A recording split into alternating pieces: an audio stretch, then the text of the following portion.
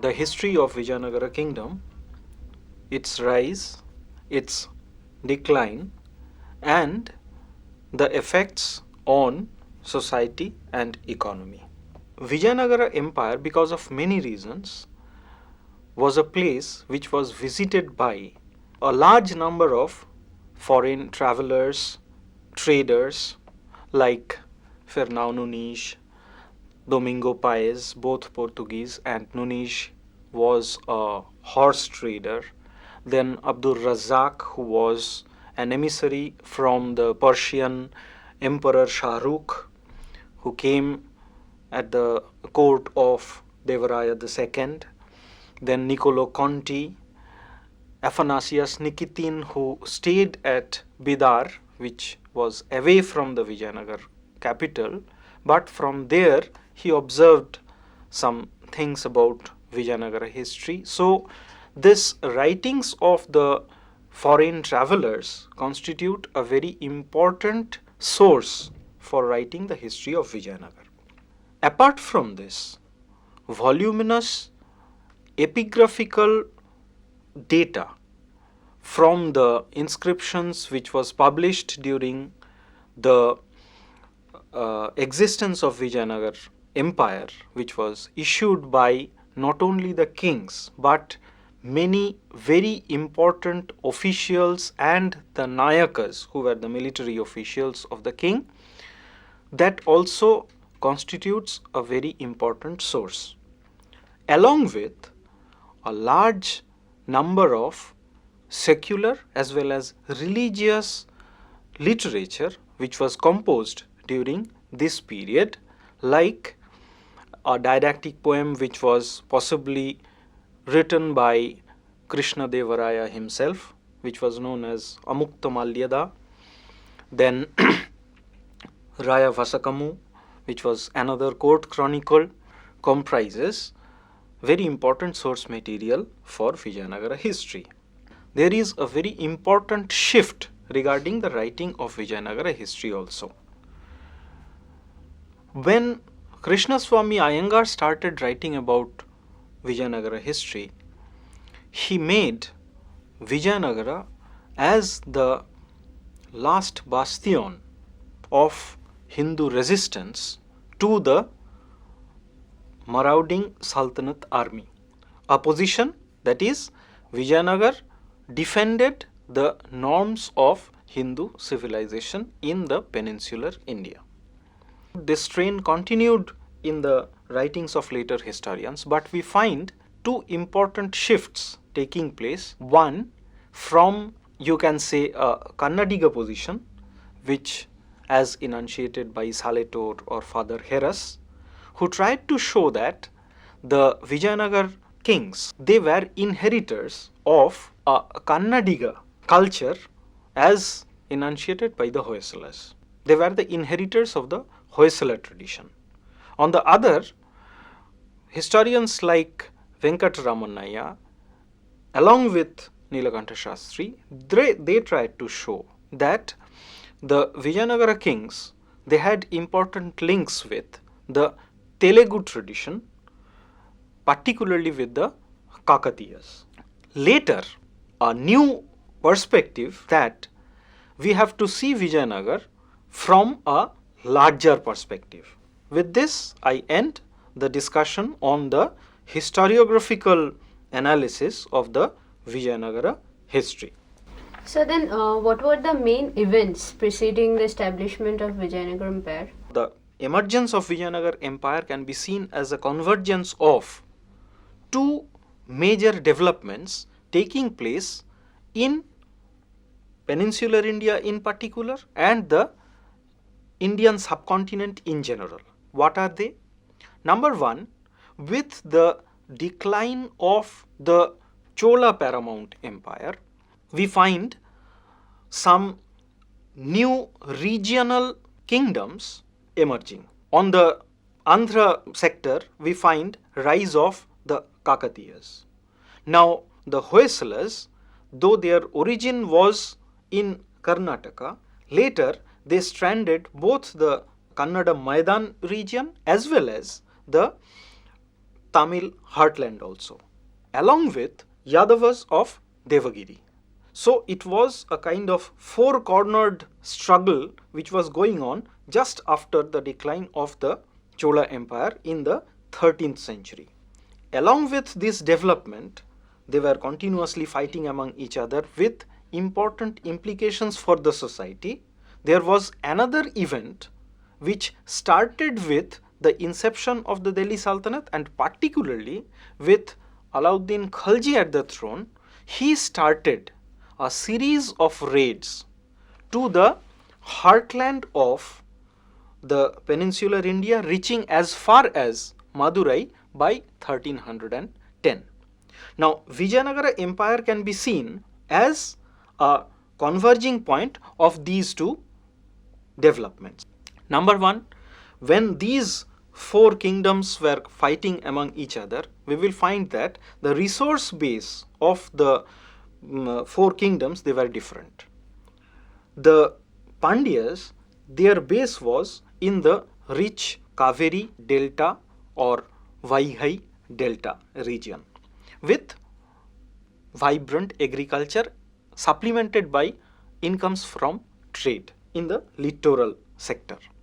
On the other hand, the kingdoms like Kakatiyas and Hoysalas, their origin, unlike the earlier kingdoms, were in the region which was much more inland, dryland region where agriculture was precarious. So they had to supplement their income with incomes from trade, as well as they had to launch seriously, strategically into further expansion. And because of this, the expanding Hoysala as well as the Kakatiya kingdoms, they ultimately came into the course of the Sultanate. As a result, there was the South Indian kingdoms, one by one, they were decimated by the Sultanate. After the decline of or the demise of the Kakatiyas, there was a brief interregnum of the Kampilis, and when even they were defeated, it was only the Hoysalas left among the quote-unquote Hindu kingdoms to fight against the sultans.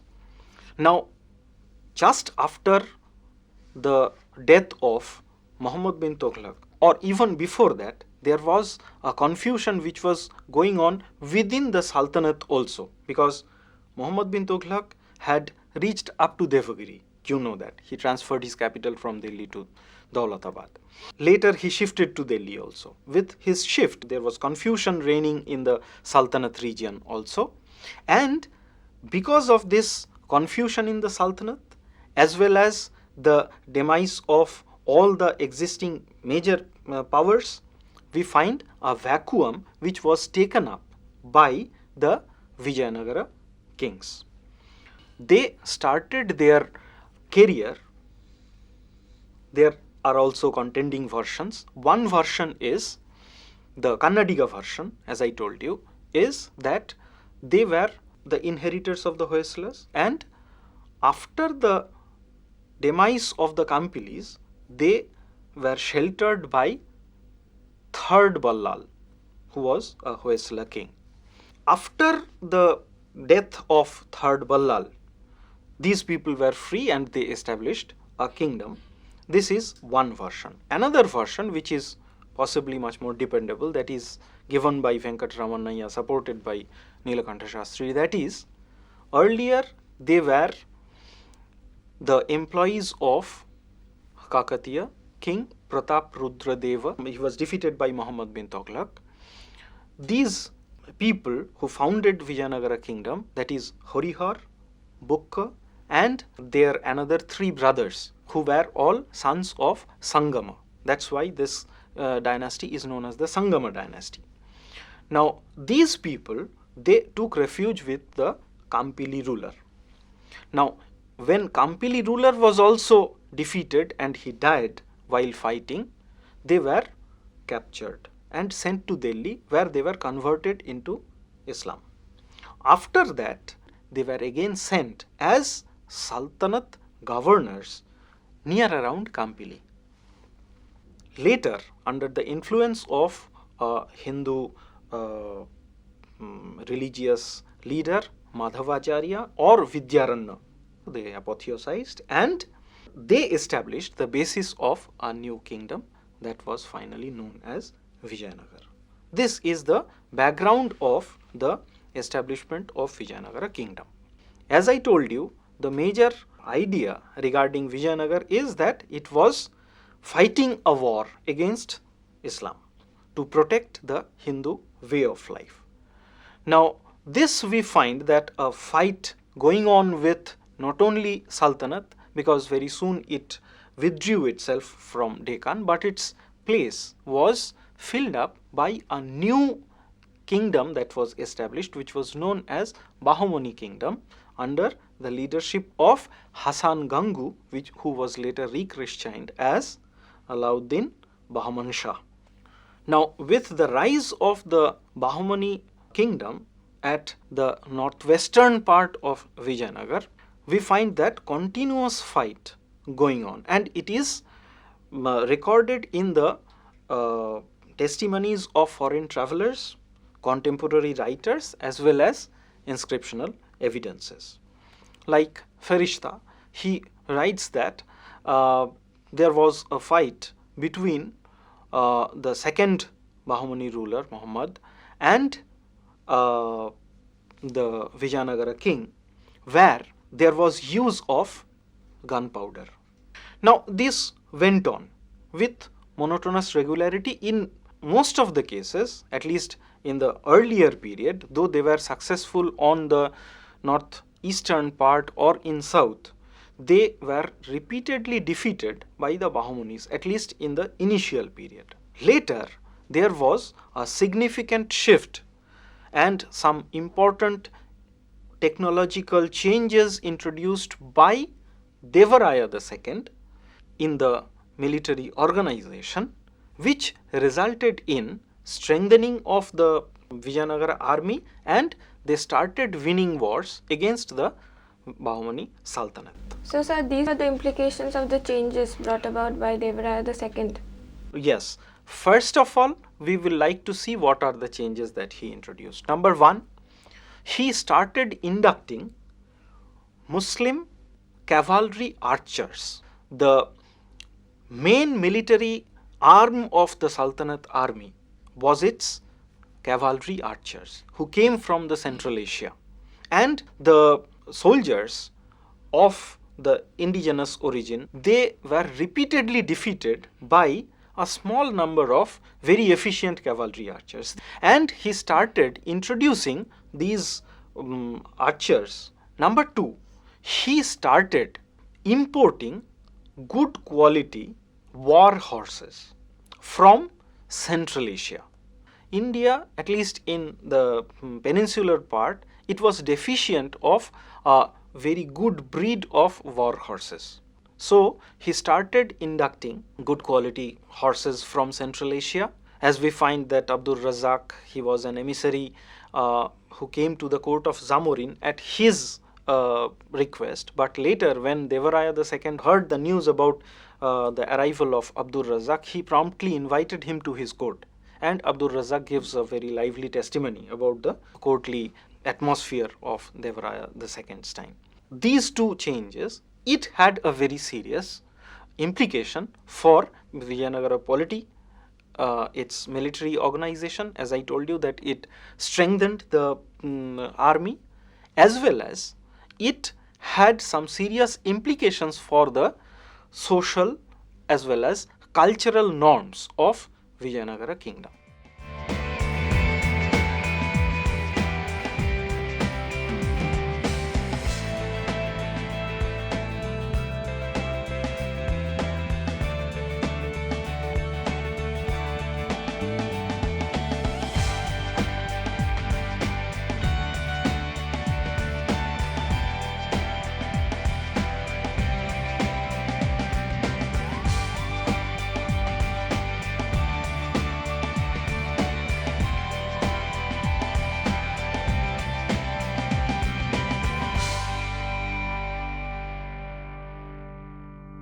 we find very important changes taking place, at least in the elite behavior, that they started getting themselves acquainted with a quote-unquote Muslim way of life. In the recent researches, one historian, Philip Wagoner, he shows that two very important changes in dress code took place at this point. What are they?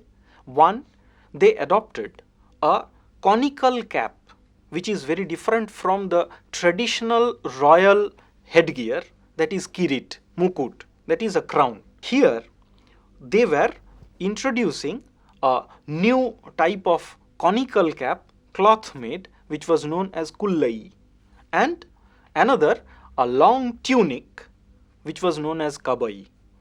The South Indian kings like Zamorin, Abdur Razzaq found to his astonishment that they were bare on the upper part of the body. But in the Vijayanagar court, he found that their dress code has changed. They have introduced this kabai and kullai, something which is akin to the Islamic way of dressing oneself. It realized, because of the political compulsions, that to converse with the wider world, it has to change, make some important changes in its dress code, in its way of life, as well as the same Devaraya too, to accommodate these cavalry archers, started building mosques within Vijayanagara city. Later, by the end of the 15th century, the Sangama dynasty declined, Vijayanagar Empire was getting weakened, and this was bolstered by two generals, one Saluha Narasimha and the founder of the Tuluva dynasty. They were all big generals. This is another very important that Devaraya II instituted, that during his time, some very important military officials, they started gaining ground. And it came to a logical conclusion when the political power was wrested by these military generals. Krishna Devaraya, he was a scion of the later Tuluva dynasty, and during his period we find some more important changes taking place, because by then the Vijayanagar Empire was weakened because of the internal dissensions, number one, and the revolts by the important military officials, the Nayakas. Because of these challenges before the Vijayanagar kingdom, Krishna Devaraya instituted the system of building very important forts at strategically important locations under the control of Brahmin generals, Durgadanda Nayaka, the Niyogis, who didn't have local connection. That's why they were free from that kind of prejudice, and they were fully loyal to the king. So, during the period of Krishna Devaraya, these building of forts are an important, they are very important, and these forts, they were manned by the Portuguese gunners, Muslim gunners, as well as foot soldiers drawn from the non-peasant martial communities from different regions of South India. They were later known as the Palayakarar, the persons who were responsible for Palayam, that is a kind of military establishment. And these two institutions made once more the Vijayanagar kingdom victorious. It was almost unsurpassed, and during this period we find that the Vijayanagar Empire time and again defeating not only Bahmani. By 1527 the Bahmani Empire has declined, but its place was later taken up by 5 successor sultans. So these successors, they were repeatedly defeated by Vijayanagar army because of the changes instituted by Krishna Devaraya. After his death, Krishna Devaraya, he was succeeded by his brothers. But the real power behind the throne was his son-in-law, Aliya Ramaraya, who started now meddling with the internal dissensions, internal conflicts within the successor sultanates, Deccan sultanates. This was very much successful for 2 decades. But finally, in 1565, all these sultanates, when they realized that their internal dissensions are being utilized by Vijayanagar for its own benefit, they came together and not only killed Aliya Ramaraya in open battle, but also plundered the city, Vijayanagara, which is the present site known as Hampi in Karnataka. It was never rehabilitated. The remnants of the Vijayanagar Empire, the rump, it shifted to Penukonda, which was near. And from there, a new history of the rump of Vijayanagar and the successors, that is the Nayaka kingdoms of different parts of South India, particularly in Tamil Nadu, it starts. Sir, do you think this continuous warfare had any impact on the Vijayanagar society? Obviously, very important question. Number one, there were some important shifts in the agrarian society. The land tenure pattern of Vijayanagar, there we find that the Nayankara system, a kind of prebendal land assignment given to the military commanders, which was known as the Amaram Khani. This was a very important aspect of the Vijayanagar agrarian society, along with 2 other kinds of land tenure. One known as the Vandaravada, that is the king's crown land, the income from which was meant for the upkeep of the forts, as well as the Manyam kind of land, a tax-free land, which was given to the Brahmins as well as the religious establishment like the temples, and in this period we find a spurt of temple building activities. Along with this, their serious concern to monopolize the trade of war horses, along with the import of cannons and things related to the musketry. So this brings us the interrelation between economy and warfare. The economy, it was geared to produce things for waging wars. Sir, in such a context, how can the real significance of this Vijayanagar Empire be deciphered? I have just given you that there are contending views. Number one, from Krishnaswamy Iyengar, it is stated that it was a clash of civilization, where the Islamicate or Islamic world was fighting a war with the Indic civilization. Also, we have seen that some very important changes has been introduced by Devaraya II by inducting the Muslim cavalry archers, building mosques.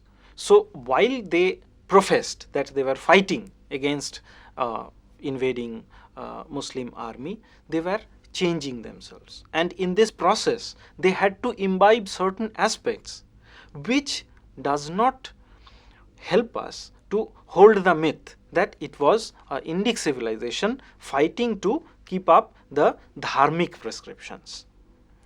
With 1498 Vasco da Gama reaching Calicut, the expanding European civilization has also reached. At this point, Vijayanagara was standing at the frontiers, both politically as well as ecologically. Why politically? Because it was somewhat different from the Islamic civilization and trying to adapt itself to the changing political idioms. Ecologically, why? Because it is a tradition from the Kakatiyas as well as Hoysalas that slowly the polity, it was expanding itself from the riverine delta to the semi-dry uplands of the peninsular India. The tank irrigation expanded the frontier of agriculture from the riverine delta into the dry upland region. Not only was it at the frontier, but we find that it imbibed certain aspects from all kinds of ways of life and became an epitome of eclectic cosmopolitanism in dress code as well as the architectural norms. In Vijayanagar ruins, we find not only the typical quote-unquote Hindu trabate technique of building temples, the Islamic arcuate, that is the dome-shaped architecture, also was instituted, as we find in the stable as well as the lotus mahal in other architectural ruins also. So it becomes a very epitome of eclectic cosmopolitanism, and that is the real significance of Vijayanagar, for which we will remember its contributions for days to come.